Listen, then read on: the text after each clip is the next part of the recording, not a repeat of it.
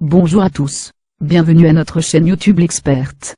Avant de poursuivre la troisième partie de notre cours, n'hésitez pas à vous abonner à ma chaîne YouTube l'Expert pour en tenir courant des prochaines vidéos, et à me suivre sur mes pages sociales notamment, sur Facebook et Google+.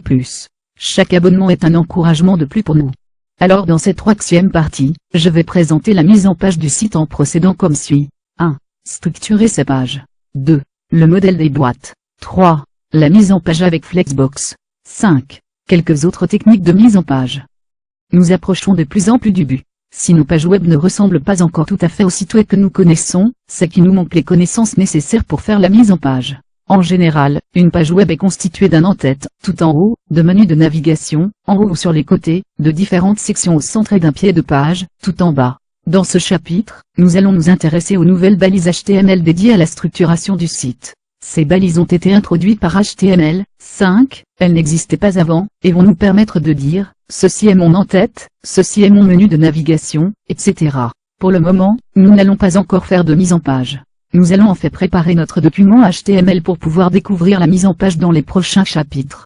Je vais vous présenter ici les nouvelles balises introduites par HTML5 pour structurer nos pages. Vous allez voir, cela ne va pas beaucoup changer l'apparence de notre site pour le moment, mais il sera bien construit, et prêt à être mis en forme ensuite. La plupart des sites web possèdent en général un en-tête, appelé ID en anglais. On y trouve le plus souvent un logo, une bannière, le slogan de votre site. Vous devrez placer ces informations à l'intérieur de la balise ID comme ceci. La figure suivante, par exemple, représente le site du W3C, qui se charge des nouvelles versions de HTML et CSS notamment. La partie encadrée en rouge correspondrait à l'en-tête. L'en-tête peut contenir tout ce que vous voulez, images, liens, texte.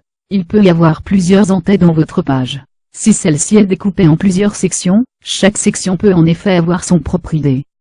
À l'inverse de l'en-tête, le pied de page se trouve en général tout en bas du document en utilisant la balise footée. On y trouve des informations comme des liens de contact, le nom de l'auteur, les mentions légales, etc.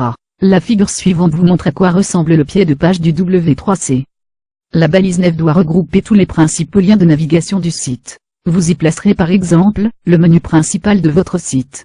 Généralement, le menu est réalisé sous forme de liste à puces à l'intérieur de la balise nav. Voici le menu sur le site du W3C. La balise section sert à regrouper des contenus en fonction de leur thématique. Elle englobe généralement une portion du contenu au centre de la page. Sur la page d'accueil du portail FreeFR, on trouve plusieurs blocs qui pourraient être considérés comme des sections de page. Chaque section peut avoir son titre de niveau 1/1, de même que l'en-tête peut contenir un titre H1 lui aussi. Chacun de ces blocs étant indépendant des autres, il n'est pas illogique de retrouver plusieurs titres H1 dans le code de la page web. On a ainsi le titre H1 d'une ID, le titre H1 de cette section, etc.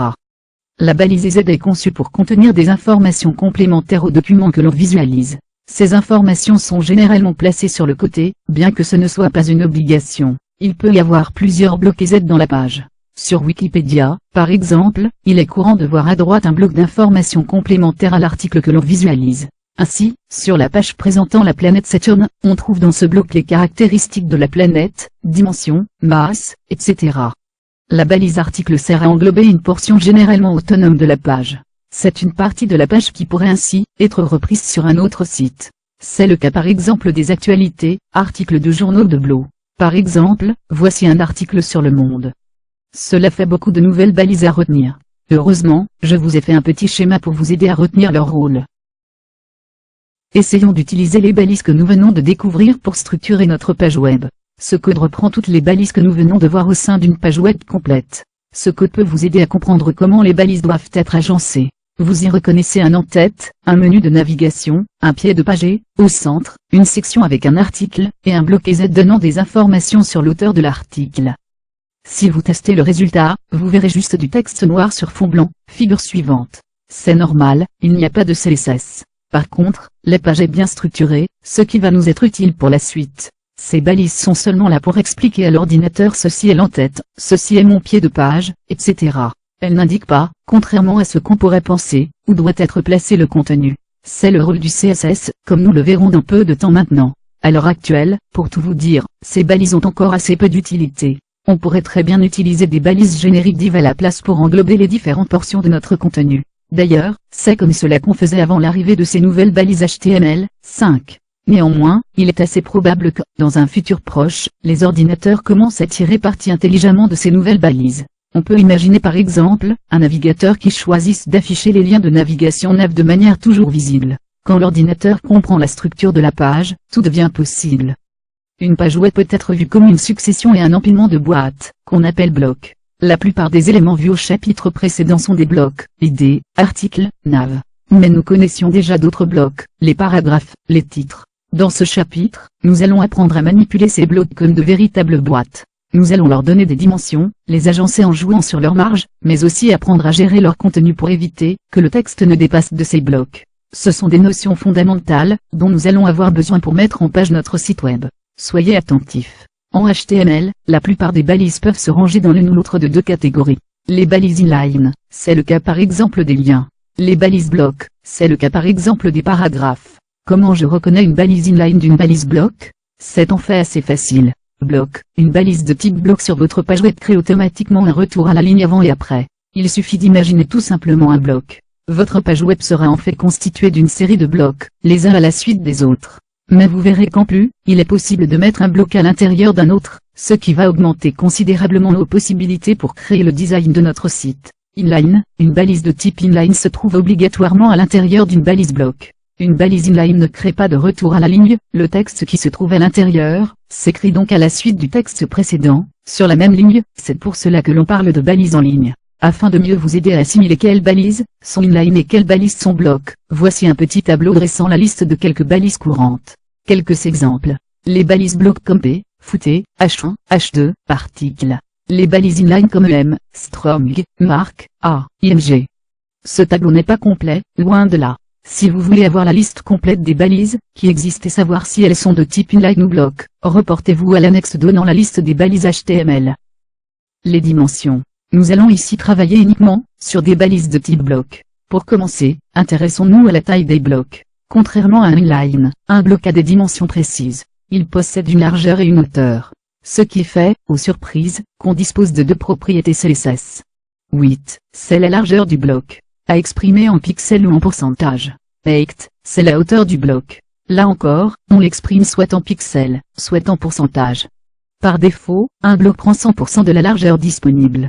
On peut le vérifier en appliquant à nos blocs des bordures ou une couleur de fond.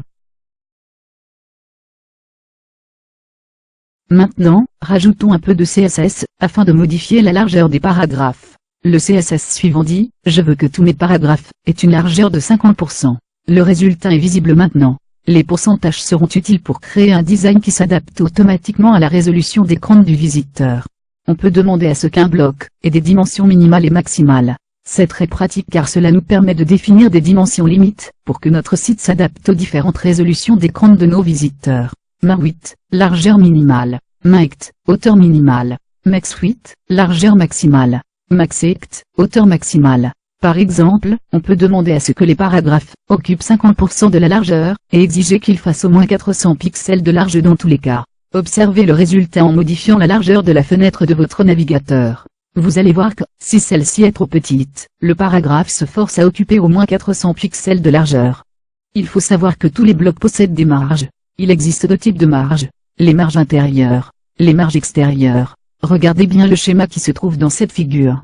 Sur ce bloc, j'ai mis une bordure pour qu'on repère mieux ses frontières. L'espace entre le texte et la bordure est la marge intérieure en vert. L'espace entre la bordure et le bloc suivant est la marge extérieure en rouge. En CSS, on peut modifier la taille des marges avec les deux propriétés suivantes. Padding indique la taille de la marge intérieure, à exprimer en général en pixels. Margin indique la taille de la marge extérieure. Là encore, on utilise le plus souvent des pixels. Les balises de type inline possèdent également des marges. Vous pouvez donc aussi essayer ces manipulations sur ce type de balise. Pour bien voir les marges, prenons deux paragraphes auxquels j'applique simplement une petite bordure. Comme vous pouvez le constater, il n'y a par défaut pas de marge intérieure padding. En revanche, il y a une marge extérieure margin. C'est cette marge qui fait que deux paragraphes ne sont pas collés et qu'on a l'impression de sauter une ligne. Supposons que je veuille rajouter une marge intérieure de 12 px au paragraphe.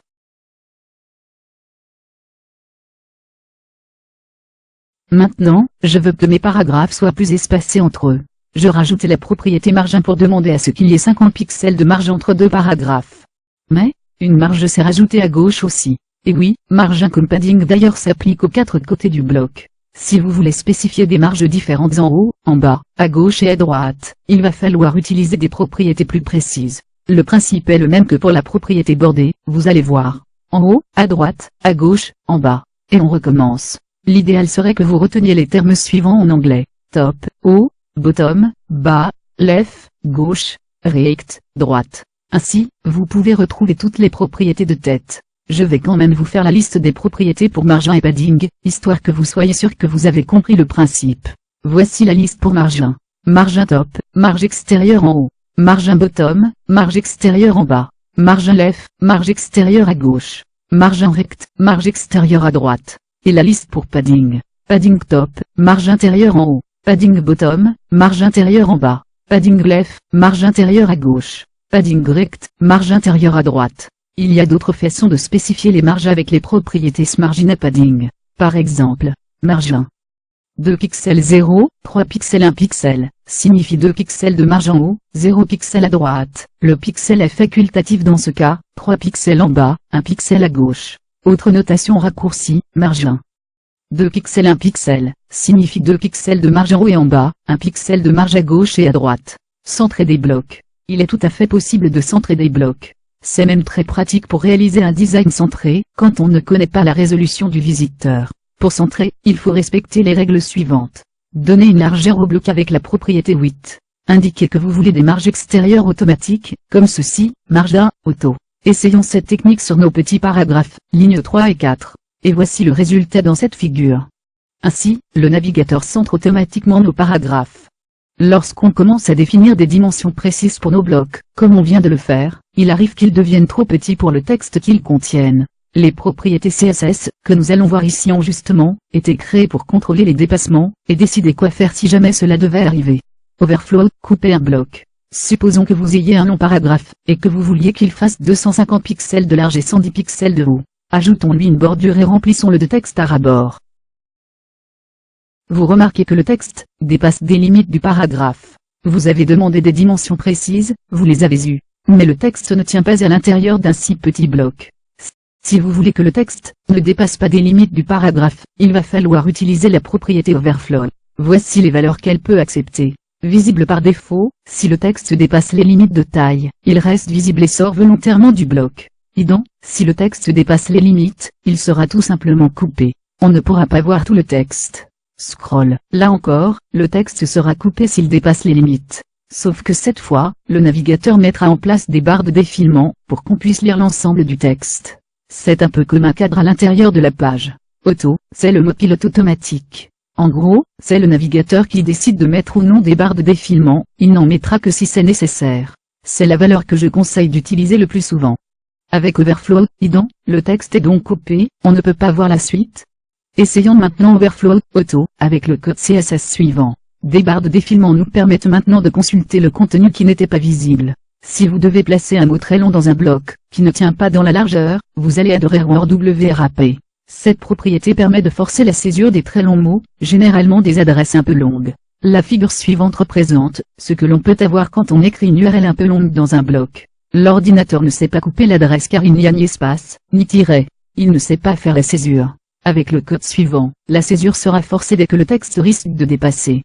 Allez, il est temps d'apprendre à mettre en page notre site. Vous savez, placer un en-tête, des menus sur le côté, choisir où apparaît une information, etc. C'est la pièce manquante du puzzle, pour que nous puissions enfin créer notre site. Il y a plusieurs façons de mettre en page un site. Au fil du temps, plusieurs techniques ont existé. Au début, les webmasters utilisaient des tableaux HTML pour faire la mise en page. Puis, CSS est apparu et on a commencé à faire une mise en page à l'aide de la propriété Floa. Cette technique avait des inconvénients. Une autre, plus pratique, a consisté à créer des éléments de type un line block sur la page. Aujourd'hui, une bien meilleure technique encore existe, Flexbox. Elle permet toutes les folies ou presque, et c'est celle que je vous recommande d'utiliser, si vous en avez la possibilité, lorsque vous créez un nouveau site. Le principe de la mise en page avec Flexbox est simple, vous définissez un conteneur, et à l'intérieur vous placez plusieurs éléments. Imaginez un carton dans lequel vous rangez plusieurs objets, c'est le principe.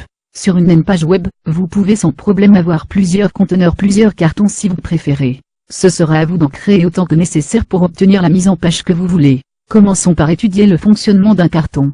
Le conteneur est une balise HTML, et les éléments sont d'autres balises HTML à l'intérieur. Mais si je fais ça, par défaut, mes éléments vont se mettre les uns en dessous des autres, non? Ce sont des blocs après tout. Oui, tout à fait.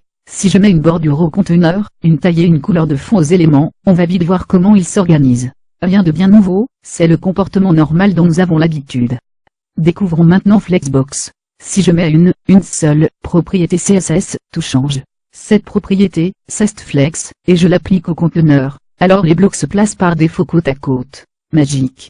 Flexbox nous permet d'agencer ces éléments dans le sens que l'on veut. Avec Flex Direction, on peut les positionner verticalement ou encore les inverser. Il peut prendre les valeurs suivantes. Row, organisé sur une ligne, par défaut. Column, organisé sur une colonne. Row reverse, organisé sur une ligne, mais en ordre inversé. Column reverse, organisé sur une colonne, mais en ordre inversé. Voici un exemple. Mais, c'est pareil qu'au début, non? On avait ce résultat sans Flexbox après tout. C'est vrai. Mais maintenant que nos éléments sont flex, ils ont tout un tas d'autres propriétés utiles, que nous allons voir juste après, on va y revenir. Essayez aussi de tester l'ordre inversé pour voir. Regardez bien la différence, les blocs sont maintenant dans l'ordre inverse. Je n'ai pas du tout changé le code HTML, qui reste le même depuis le début. Le retour à la ligne. Par défaut, les blocs essaient de rester sur la même ligne s'ils n'ont pas la place, ce qui peut provoquer des bugs de design parfois.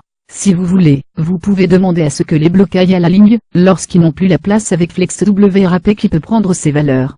Nodra, pas de retour à la ligne, par défaut. WRAP, les éléments vont à la ligne, lorsqu'il n'y a plus la place.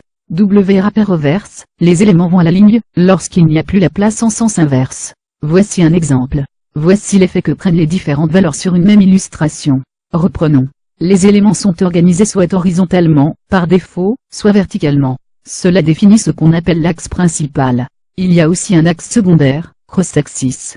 Si vos éléments sont organisés horizontalement, l'axe secondaire est l'axe vertical.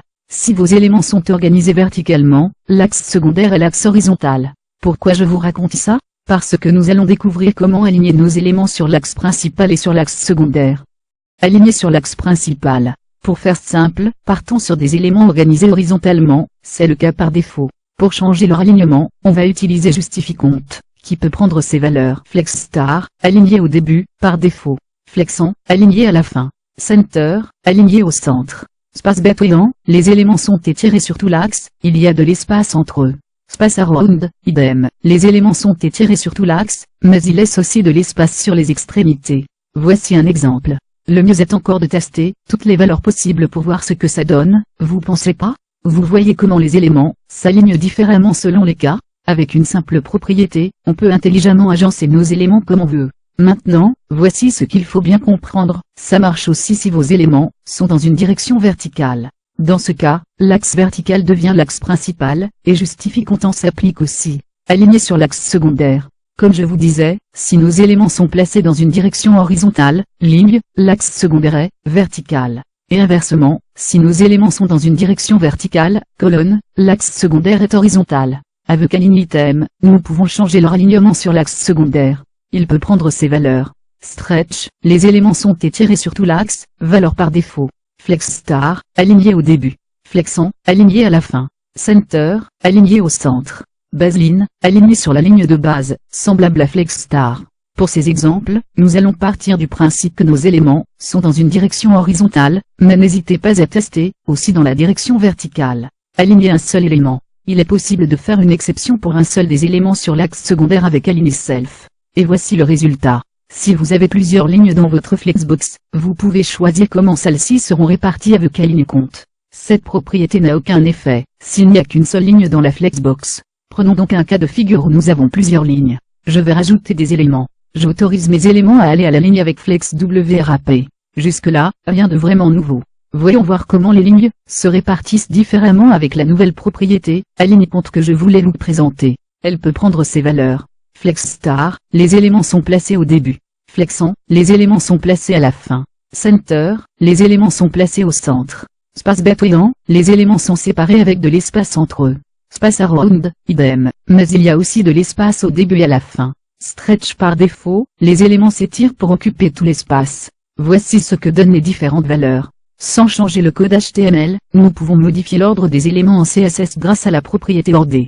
Indiquez simplement un nombre, et les éléments seront triés du plus petit au plus grand nombre. Reprenons une simple ligne de 3 éléments. si je dis que le premier élément sera placé en troisième position, le second en première position, et le troisième en 2nd position, l'ordre à l'écran change. Allez, encore une dernière technique, après on passe à la pratique. Avec la propriété flex, nous pouvons permettre à un élément de grossir pour occuper tout l'espace restant. Le nombre que vous indiquez à la propriété flex indique dans quelle mesure il peut grossir par rapport aux autres. Ici, le premier élément peut grossir 2 fois plus que le second élément. Aujourd'hui, Flexbox est l'outil de mise en page que je recommande, mais vous devriez toujours connaître les autres techniques de mise en page que je vais vous présenter dans ce chapitre. Plus anciennes, elles ont l'avantage d'être reconnues par les vieilles versions des navigateurs. Enfin, si vous êtes amené à gérer un vieux code, vous aurez besoin de connaître ces techniques de positionnement. Vous vous souvenez de la propriété float?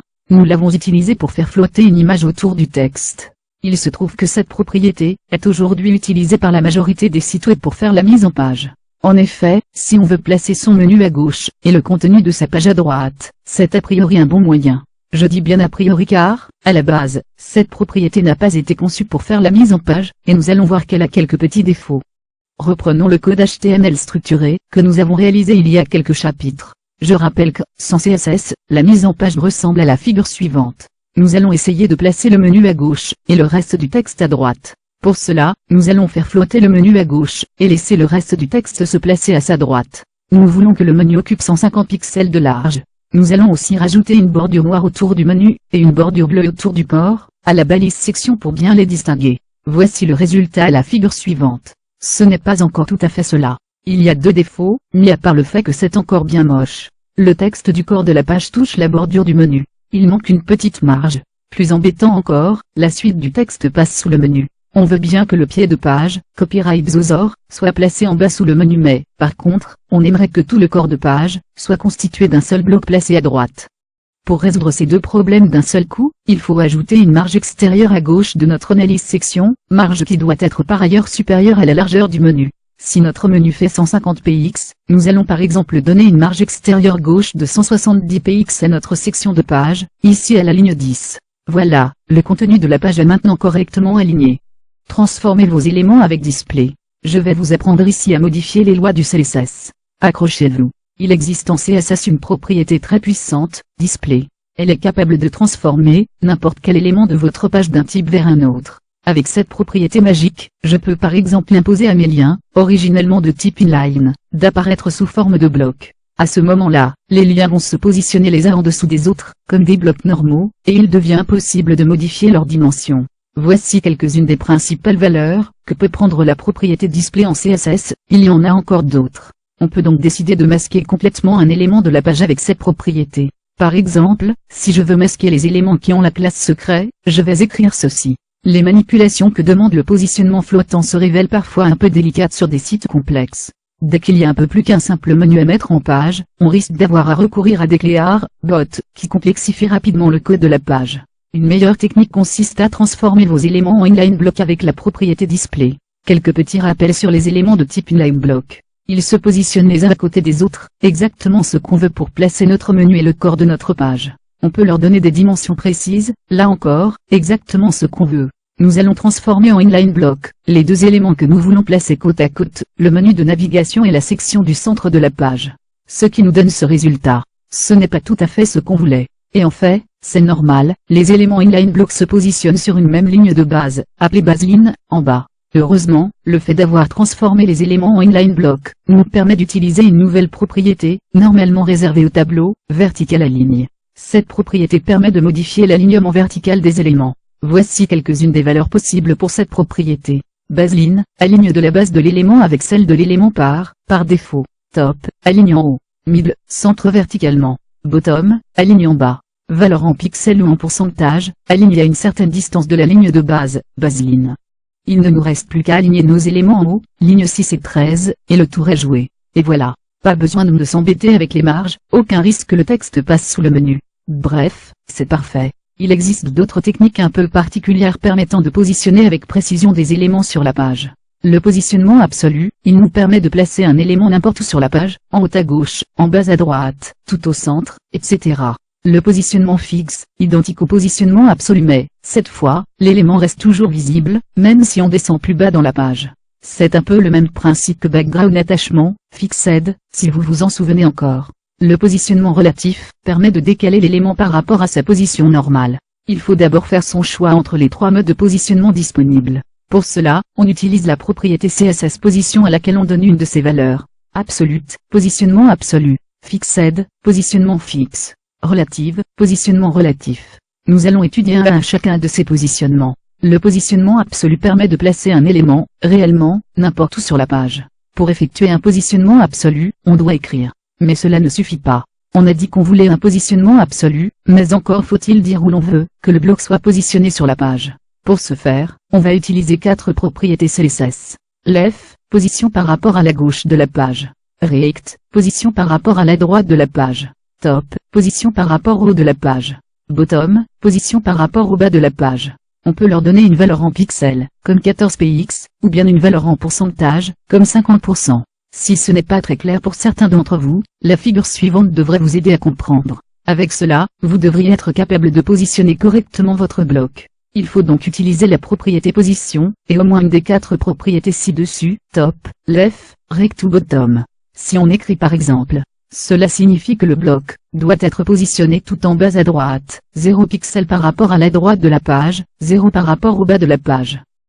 On peut bien entendu ajouter une marge intérieure, padding, au menu pour qu'il soit moins collé à sa bordure. Les éléments positionnés en absolu sont placés par-dessus le reste des éléments de la page. Par ailleurs, si vous placez 2 éléments en absolu vers le même endroit, ils risquent de se chevaucher. Dans ce cas, utilisez la propriété Z-index pour indiquer quel élément doit apparaître au-dessus des autres. L'élément ayant la valeur de Z-index, la plus élevée sera placée par-dessus les autres, comme le montre cette figure.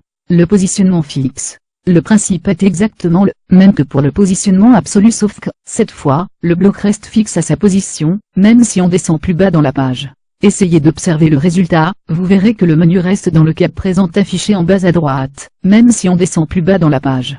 Le positionnement relatif. Plus délicat, le positionnement relatif peut vite devenir difficile à utiliser. Ce positionnement permet d'effectuer des ajustements, l'élément est décalé par rapport à sa position initiale. Prenons par exemple un texte important, situé entre 2 balises strong. Pour commencer, je le mets sur fond rouge pour qu'on puisse mieux le repérer. Cette fois, le schéma que je vous ai montré tout à l'heure pour les positions absolues et fixes ne marche plus. Pourquoi? Parce que l'origine a changé, le point de coordonnées, 0, 0, ne se trouve plus en haut à gauche de votre fenêtre, comme c'était le cas tout à l'heure. Non, cette fois l'origine se trouve en haut à gauche de la position actuelle de votre élément. C'est le principe de la position relative. Le schéma en figure suivante devrait vous aider à comprendre où se trouve l'origine des points. Donc, si vous faites une position relative, et que vous appliquez une des propriétés top, left, right ou bottom, le texte sur fond rouge va se déplacer par rapport à la position où il se trouve. Prenons un exemple, je veux que mon texte se décale de 55 pixels vers la droite, et de 10 pixels vers le bas. Je vais donc demander à ce qu'il soit décalé de 55 pixels par rapport au bord gauche, et de 10 pixels par rapport au bord haut, ligne 6 à 8. Le texte est alors décalé par rapport à sa position initiale, comme illustré dans cette figure. Donc voilà pour notre 3e partie du cours qui se termine ici. Et je vous donne rendez-vous pour un prochain cours pour la partie 4 de notre cours complet sur HTML5 et CSS3. À la prochaine.